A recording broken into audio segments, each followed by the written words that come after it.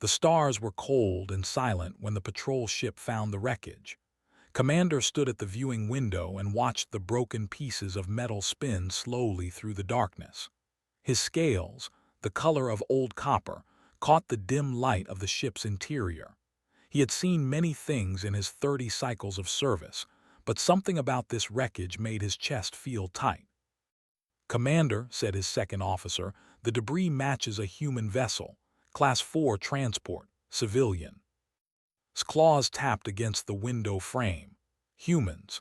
The Galactic Concord had many things to say about humans. They called them primitive, dangerous, unpredictable. The official documents said humans were a young species that had not yet learned their place in the galaxy, had never met one himself. He only knew what the reports told him. "Any life signs?" he asked. "One escape pod, Commander, faint energy reading. The beacon is dead, but the seal appears intact." One survivor, out of what must have been hundreds on a ship that size, thought about this for a long moment. The proper thing to do was report the find to Concord authorities. They had facilities for handling unregistered aliens. Processing centers, they called them. Had seen beings who came out of those processing centers.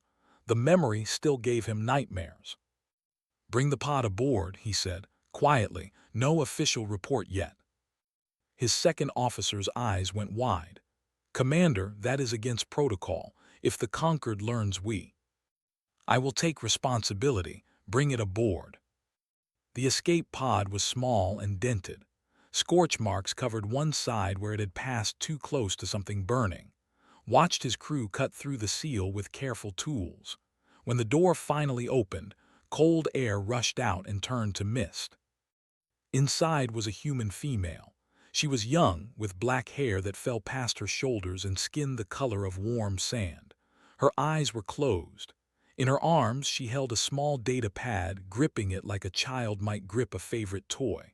Her clothes were torn and stained with something dark. Blood, perhaps. Her own or someone else's, could not tell. "She is alive," the medical officer announced after running a scanner over her body.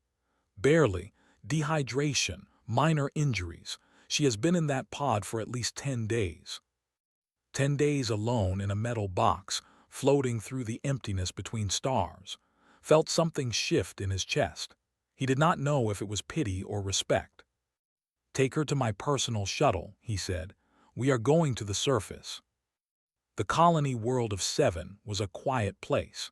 It sat at the edge of conquered space, far from the busy trade routes and political centers. The who lived there were mostly farmers and miners, families who wanted simple lives away from the complications of galactic politics. Had chosen to settle his own family here for exactly that reason. His dwelling was modest. Stone walls, a garden where his mate grew vegetables, a room for the cubs to play. It was not much, but it was home. Sora was waiting at the door when he arrived. She was beautiful in the way of females, with scales of deep green and eyes like drops of amber. But those eyes were not happy when she saw what carried in his arms. "What is that?" she asked, though she clearly already knew. "A survivor from the wreckage." "A human survivor." Sora's voice was flat. "You brought a human into our home, where our cubs sleep." Carried past his mate and into the back chamber.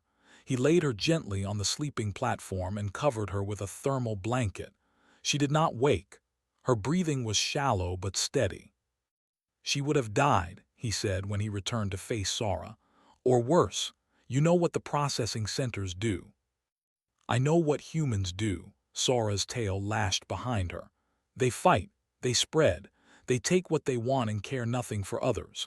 The Conquered classifies them as dangerous for a reason." "The Conquered classifies many things. That does not make them right." Sora stared at him for a long moment, could see the conflict in her eyes, fear for her family, anger at his decision, but also something else, something softer.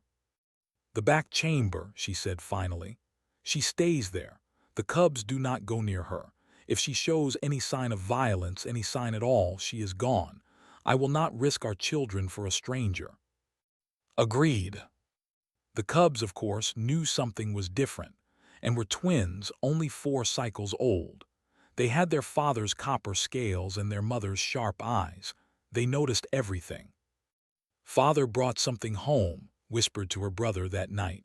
"I heard them talking. Something is in the back room." "Mother said we cannot go there," reminded her. "Mother says many things." They waited until their parents were asleep. Then, with the quiet skill that all cubs seem to possess, they crept through the dwelling until they reached the back chamber's door. Pressed her small snout against the crack. She could see a shape in the darkness. The shape moved, and she jumped back with a soft hiss. "It is awake," she breathed. Inside the room had opened her eyes. She did not know where she was. The last thing she remembered was the explosion, the screaming, the terrible silence that came after. She remembered climbing into the escape pod and holding her data pad against her chest. She remembered crying until she had no tears left. Then nothing. Now she was in a strange room that smelled like earth and growing things. Her body ached. Her throat was dry, and someone was watching her through the door. She saw the eyes first, small and bright, catching the faint light, then a snout, scales, not human, definitely not human. Fear tried to rise in her chest, but she was too tired for fear. Instead, she simply raised her hand and waved. The eyes disappeared. Let her hand fall back to the blanket. She did not know who had saved her or why. She did not know if she was a guest or a prisoner. But she was alive. After everything, after watching her ship break apart and her friends die in the vacuum, she was still alive. She closed her eyes and let sleep take her again. In the hallway, and ran back to their room on silent feet.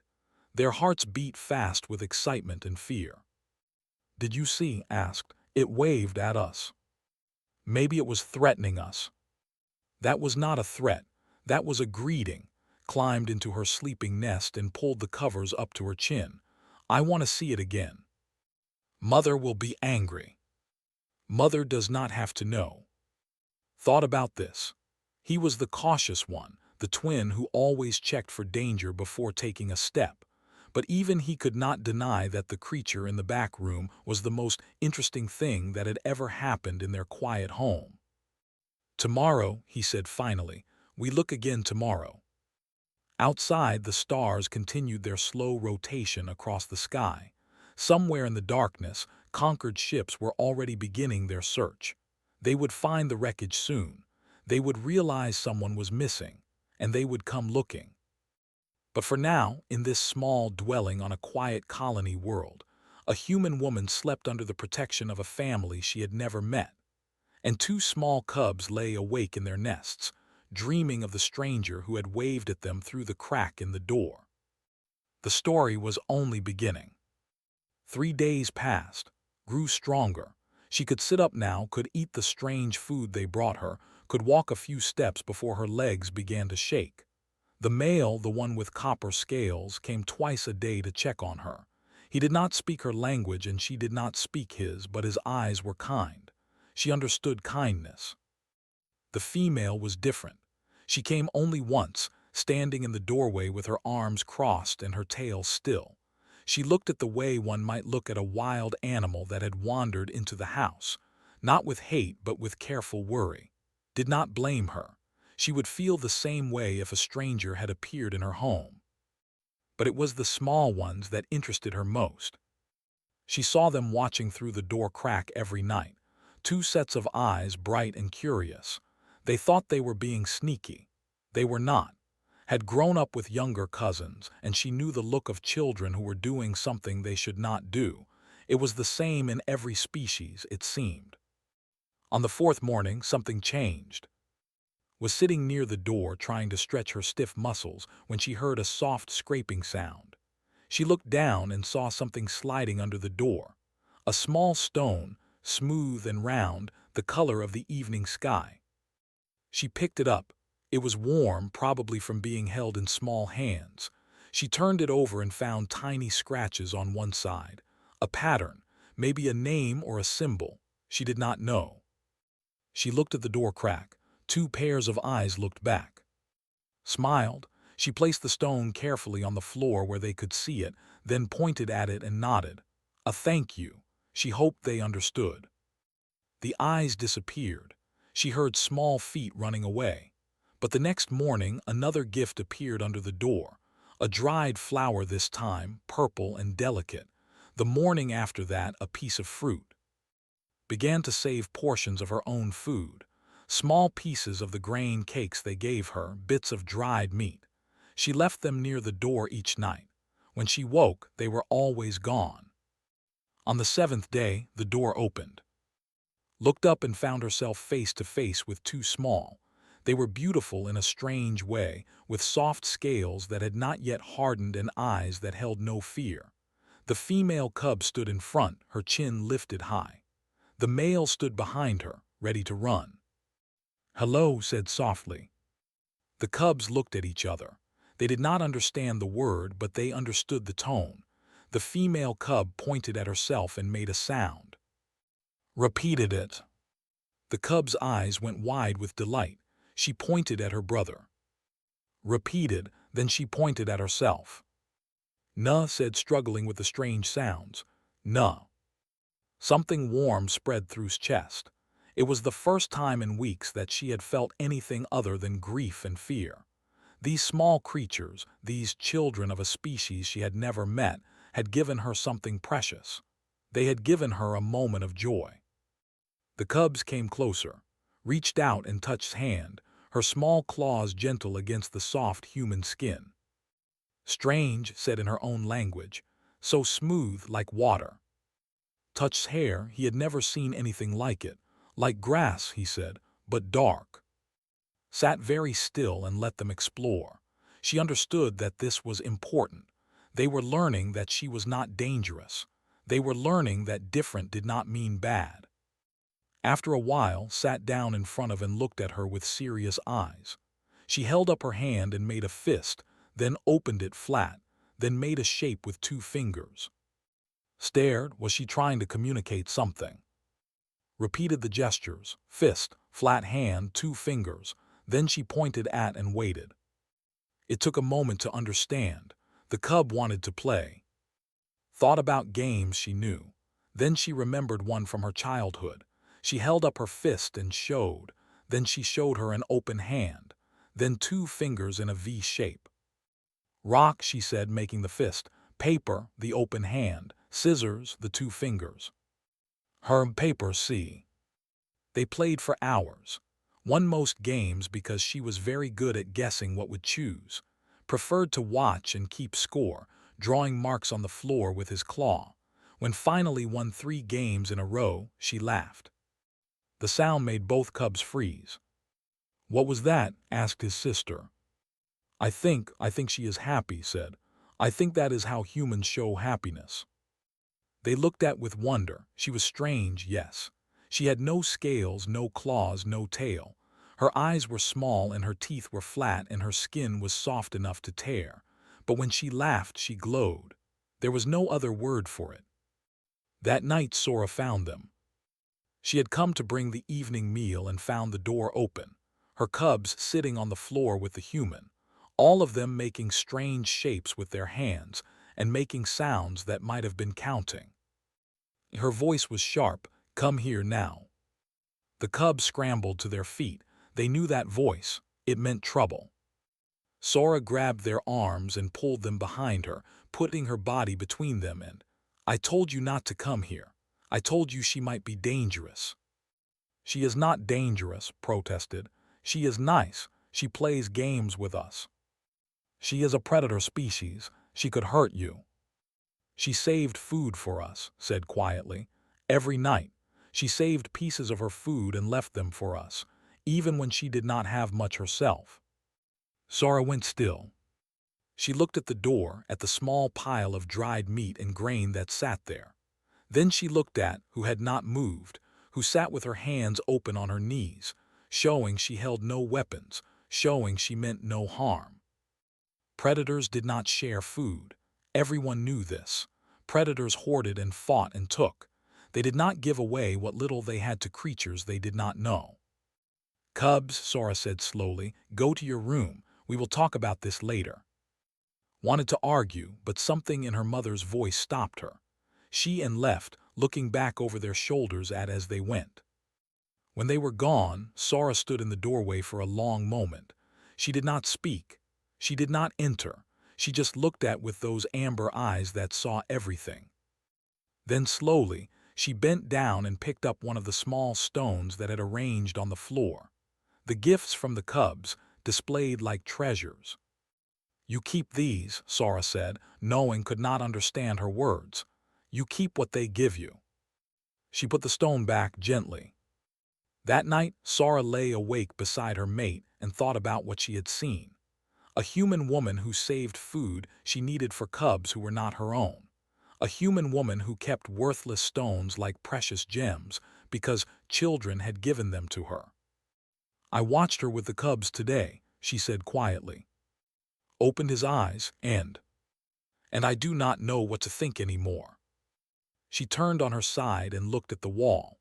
Somewhere in the back chamber was probably sleeping, surrounded by smooth stones and dried flowers, dreaming of a home she would never see again.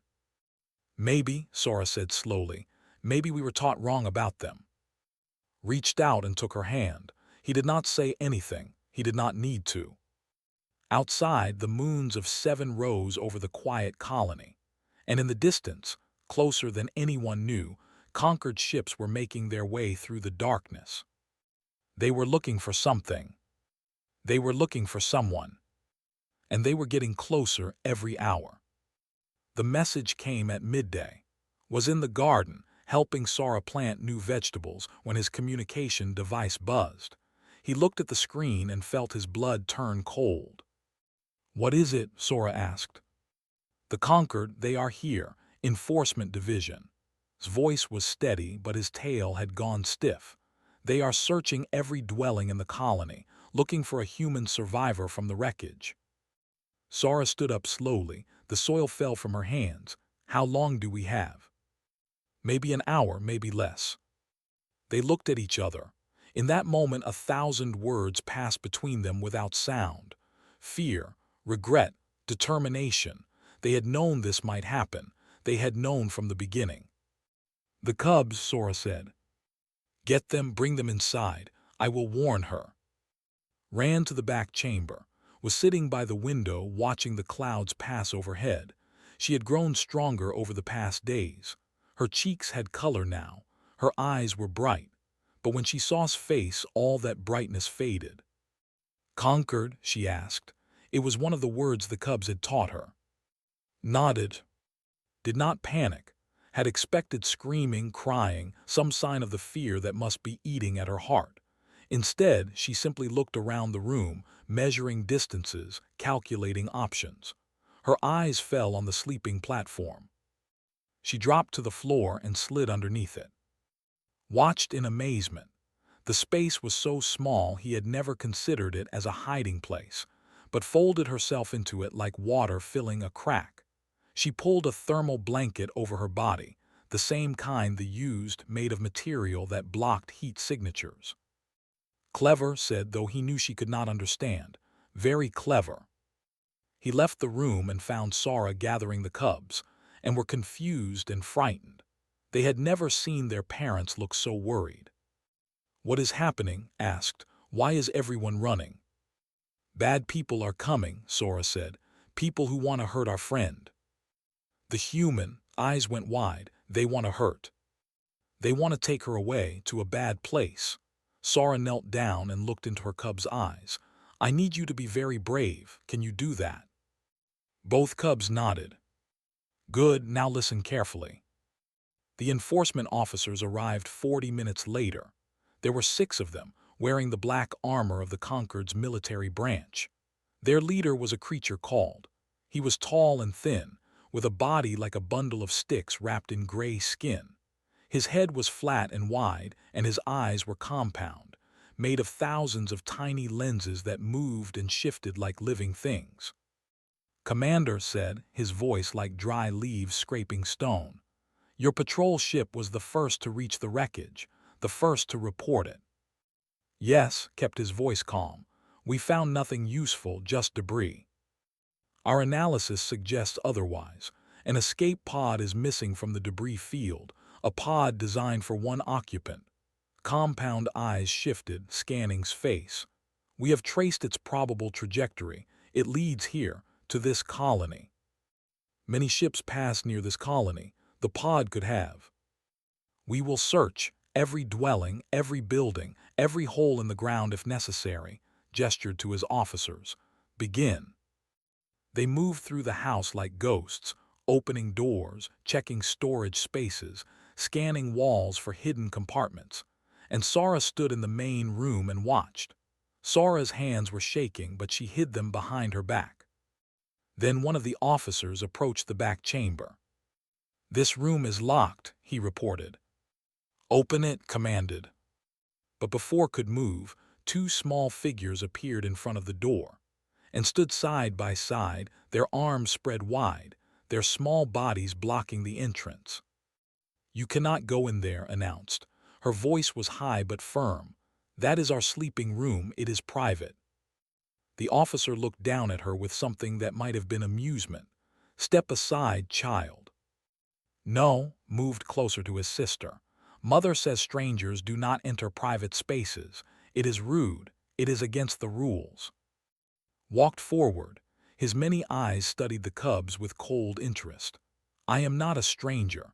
I am an officer of the Galactic Concord. My authority allows me to search any space I choose." "I do not care," said. "This is our home, our rules. You cannot go in there."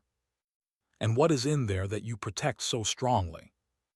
"Our things, our beds, our treasures," lifted her chin. "Things that are ours, not yours." Held his breath. Sara dug her claws into her palms so hard they drew blood. Everything depended on the next few moments. Looked at the cubs. Then he looked at their parents. His compound eyes flickered with calculations that no one else could see. "Scan the room," he said to his officer. The officer pulled out a device and pointed it at the door. Blue light swept across the surface, penetrating the walls, searching for heat signatures, movement, anything that did not belong. The screen showed nothing. Empty beds, cold walls, no life signs. His thermal blanket was doing its job. "Nothing, sir," the officer reported. "The room is clear." His eyes remained on the cubs for a long moment. They did not move. They did not shake. They stood their ground like soldiers twice their size. "You have very brave children," said to. "Very brave and very protective." He turned and walked toward the door. His officers followed. "We will be watching this colony," he said over his shoulder. "If the human is here, we will find her. The conquered does not forget. The conquered does not forgive." Then they were gone. For 10 heartbeats, no one moved. Then Sara ran to her cubs and pulled them into her arms so tightly they squeaked. "You wonderful, foolish, brave little creatures," she said, her voice breaking. "Do you know what could have happened? Do you know what they could have done?" "They wanted to hurt," said into her mother's shoulder. "We could not let them." "She is our friend," added. "Friends protect each other." Walked to the back chamber and opened the door. For a terrible moment, he saw nothing. Then the thermal blanket moved and slid out from under the sleeping platform. Her face was pale, her whole body was shaking, but she was smiling. "Cubs," she said. It was one of the only words she knew well. "Cubs, good cubs, brave." She walked into the main room and found and still wrapped in their mother's arms. She knelt down in front of them and opened her own arms. The cubs looked at their mother. Sara hesitated for only a second, then she let them go and rushed into this embrace. She held them tight, these small creatures who had stood against soldiers for her, who had risked everything for someone they had only known for days. "Thank you," whispered. The words were human, but the feeling was universal. "Thank you, thank you, thank you." That night, after the cubs were asleep, the adults sat together in the main room. Had learned enough to speak in simple sentences now, enough to say what needed to be said. "You saved me," she said to Sara. "Your cubs saved me. Why?" Looked at his mate. Sara was the one who answered. "Because it was right. she said slowly. Because you are a person, because my children love you, she paused, and because I was wrong about your kind. Bowed her head. In her culture, in her species, it was a sign of deep respect. The conquered will come back, said. They will keep searching, you are not safe here. I know, looked up. Her eyes were filled with something hard and bright. But before I go, there is something you need to know, something I need to show you. She pulled out her data pad, the one she had clutched even in the escape pod, even when death seemed certain. This, she said, is why they want me so badly. She pressed a button, and the screen came to life. And everything changed. Images on the data pad were difficult to look at, felt his stomach twist. Sara turned her face away after the first few seconds, unable to watch anymore, but made herself look. She had lived through it. She owed the dead that much. This was my ship, she said, her slow but clear. The Morning Star, colony transport. We were carrying 3,000 people to a new world, families, children, workers, dreamers, people who wanted a fresh start far from the crowded worlds of human space. On the screen, the Morning Star hung in space. It was a beautiful ship, long and graceful, with lights glowing in 100 windows.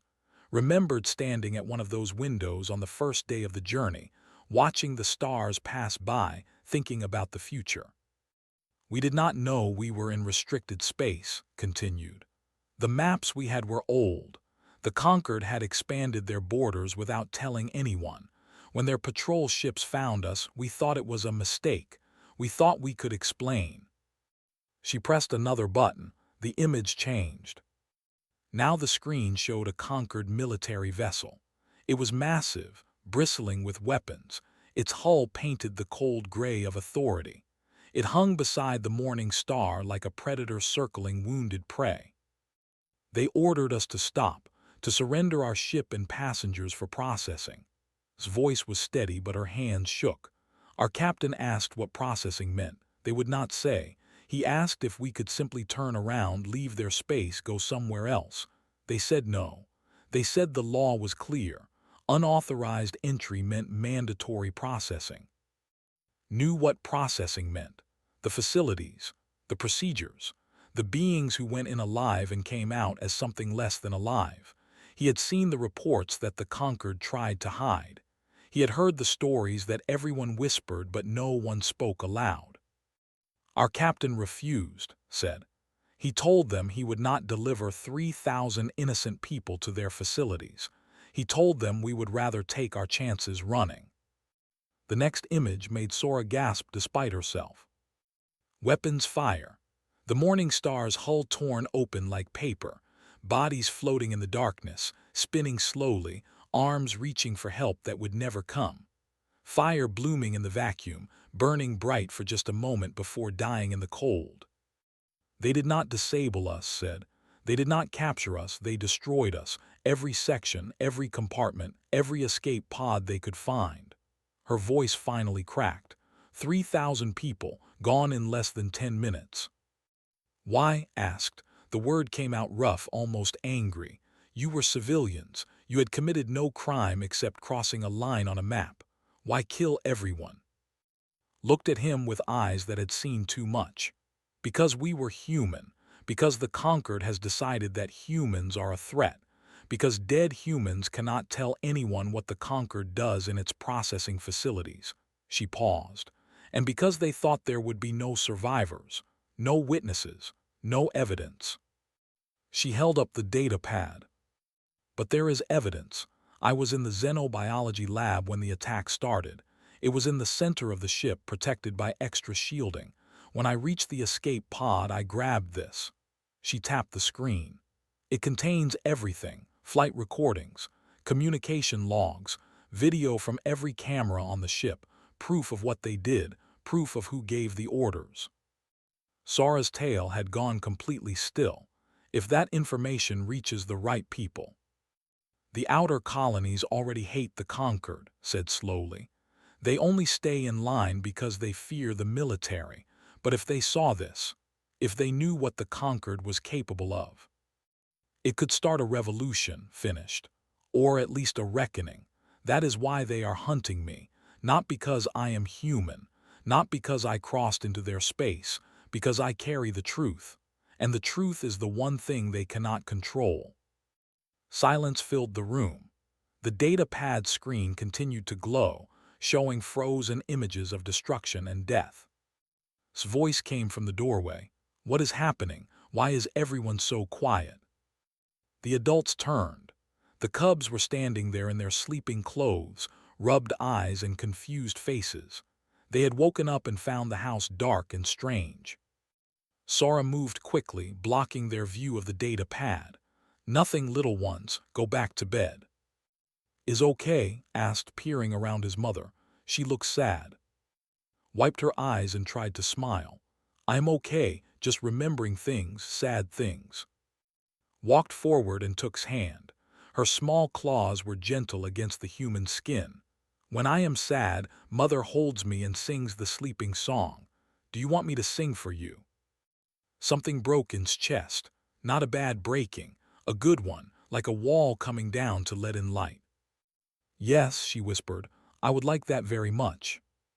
So sang.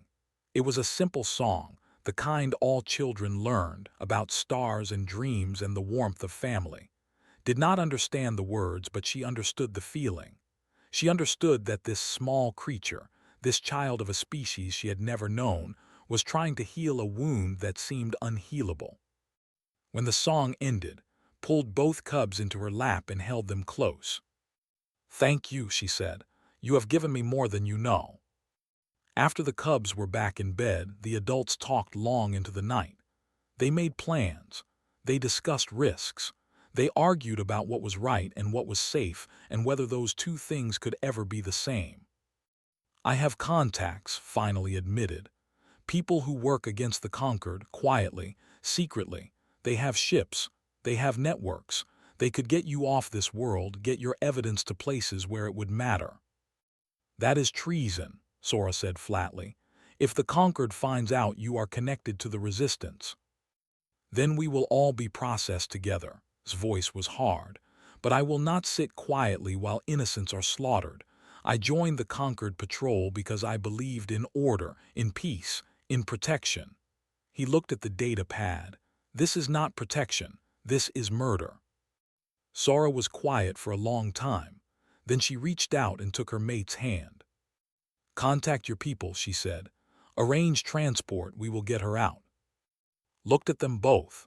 These two beings who had been strangers 2 weeks ago, who had every reason to turn her in to protect their own family, to pretend they had never seen her. Instead, they were risking everything. Why, she asked. You have cubs, a home, a life. Why would you destroy all of that for me? Sora answered before could speak. Because my children stood in front of armed soldiers today, because they risked their lives for you without a moment of hesitation. Her amber eyes were fierce. I asked them later why they did it. Do you know what said? She said that you were good, that she could feel it, that you were sad and alone and needed help, and helping was the right thing to do. She leaned forward. I will not teach my cubs that goodness is foolish. I will not teach them that safety matters more than justice. I will not raise them to be the kind of people who look away when evil happens. She straightened. So we will help you, not because it is safe, because it is right. Bowed her head again. When she looked up, her eyes were wet but her voice was strong. Then I will make sure your sacrifice matters. I will make sure the galaxy knows the truth. And I will make sure your names are remembered as the ones who started it all. She held out her hand. Took it first, then Sora, 3 beings from 2 species, bound together by something stronger than blood or law. Outside, the moons had set. The sky was growing light with the approach of dawn. A new day was coming. And with it, the beginning of the end. The transport would arrive at midnight. Had made the arrangements through a chain of contacts so long that no single person knew the full plan.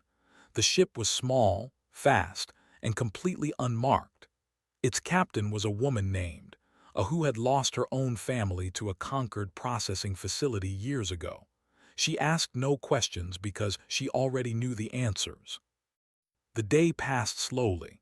Spent most of it with the cubs, playing games, teaching them human words, learning their songs. She was memorizing them, Sara realized, storing every moment like a treasure she could carry with her into an uncertain future. "Will you come back?" asked for the 100th time. "After you go, will you come back and visit us?" "I will try," said. She had stopped making promises she could not keep. "I will try very hard." Trying is not the same as doing. "No, it is not," touched the cub's face gently. "But sometimes trying is all we can do, and sometimes if we try hard enough we succeed." Had been quiet all day. Now he walked forward and pressed something into his hand. It was a stone, smooth and round, with tiny scratches on one side. "This is my favorite," he said. "I found it by the river when I was very small. Father said it was just a rock, but I knew it was special." He looked up at her with serious eyes. "Now it can be special for you, so you do not forget us." Closed her fingers around the stone. It was warm from the cub's hands. It weighed almost nothing, but it felt like the heaviest thing she had ever held. "I will never forget you," she said. "Never, not if I live 1,000 years." Night fell. The family ate together one last time. No one spoke much. There was too much to say and not enough words in any language to say it. When the clock showed 1 hour until midnight, stood up. "I need to tell you something," she said. "Before I go, I need you to understand." The family looked at her. "In my language there is a word." She said it slowly, letting the sound fill the room. "It does not translate well. It means a bond, a connection, something that grows when people share experiences, share kindness, share struggle. It is deeper than friendship, different from family. It is its own thing." She looked at each of them in turn. Who had pulled her from the void when it would have been easier to let her drift? Sara, who had overcome her fear and taught her children that compassion mattered more than safety, and who had stood against armed soldiers with nothing but stubbornness and love. "I feel for all of you," said. "You are strangers who became family. You are proof that the galaxy is not as dark as I thought. Whatever happens to me, wherever I go, I will carry you with me. Always." Sara stepped forward and wrapped her arms around. The human stiffened for just a moment, surprised. Then she melted into the embrace. "You carry us," Sara said softly, "and we will carry you. That is how it works. That is how grows." The sound of engines broke the moment. The transport had arrived early. Went to the window. A small ship was settling in the field behind their dwelling, its lights dimmed to avoid attention. The pilot's hatch opened, and a figure emerged, waving for them to hurry. "It is time," said. The family walked together to the back door. The night air was cool and smelled of growing things. Stars filled the sky, more stars than had ever seen on Earth, each one a possible destination, a possible future. She turned to face the family one last time. "I made a copy of the data," she said, pressing the pad into his hands. "Everything. In case something happens to me, in case I do not make it, promise me you will make sure the truth survives." Took the pad with both hands. "I promise." "And promise me you will take care of them." Nodded towards Sara and the cubs. "Promise me that whatever happens, you will keep them safe." "That is a promise I made long before I met you." Smiled. It was a sad smile, but there was peace in it. The cubs rushed forward for one last hug, clung to his leg and refused to let go until Sara gently pulled her away. Stood straight and tall, trying to be brave, even though tears were running down his small face. "Goodbye," said. "Goodbye, goodbye, goodbye." She turned and ran toward the ship before she could change her mind. The pilot helped her aboard, and the hatch closed behind her. Through the small window, she could see the family standing in the darkness, watching, waiting. She pressed her hand against the glass. 4 hands pressed back, even though they were too far away to reach her. Then the ship lifted off, and the darkness swallowed her, and they were gone. 3 years passed. The conquered did not fall quickly. Empires never do. But it fell steadily, piece by piece, as colony after colony their support. The evidence that carried spread through networks the authorities could not control. People who had whispered now shouted. People who had been afraid now stood up. Dr. Park before the Galactic Assembly. The broadcast reached 400 worlds. She spoke for 3 hours, showing the footage, nomming the dead, demanding justice. When she finished, half the delegates were weeping. On 7, now a free colony with no conquered presence, a family gathered around their viewing screen and watched. "That is her," said, pointing at the tiny figure on the screen. "That is our human." She was 12 cycles old now, tall and sharp-eyed like her mother. Sat beside her, quieter than his sister but no less intense. Both of them still kept the stones and flowers that had treasured, displayed on shelves in their rooms like sacred relics. "She looks tired," observed. "She has been fighting for a long time," Sora said. "Fighting takes much from a person." Said nothing. He simply watched, his copper scales catching the light of the screen. A message arrived that evening, routed through so many anonymous relays that tracing it would have been impossible. It contained a single image, standing in front of a modest building on a distant world. Behind her, children of a dozen species played in a garden filled with flowers. A sign above the door read, in script, "Park Memorial School for DISPLACED Children." And beneath the image, 3 words in clumsy but heartfelt. "Grows forward." Carefully saved the message, adding it to the collection they had kept since that night 3 years ago. Stones and dried flowers and memories of a woman who had hidden under a bed, while 2 small cubs stood at the door and dared anyone to look. "Do you think she will ever come back?" asked, the same question he had asked 1,000 times. "I do not know," Sora answered, the same answer she always gave. "But I know she remembers us, and I know that somewhere right now she is helping someone the way we helped her." "Grows forward," repeated. "She taught us that. We help her, she helps others, they help others. It goes on forever." That is the idea. Outside, the sun was setting over 7.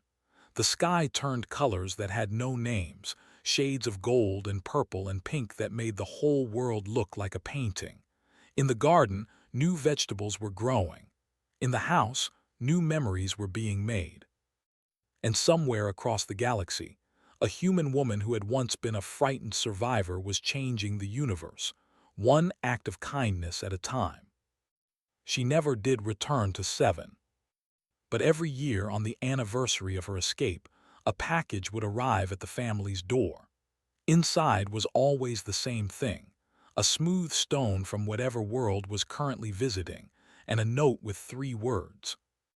"Grows forward." And kept every stone. By the time they were grown, the collection filled an entire room. They showed it to their own children, telling the story of the human who hid under the bed and the cubs who guarded the door.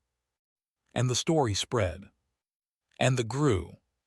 And somewhere in the stars, a light that had almost been snuffed out continued to burn, passed from hand to hand, world to world, species to species.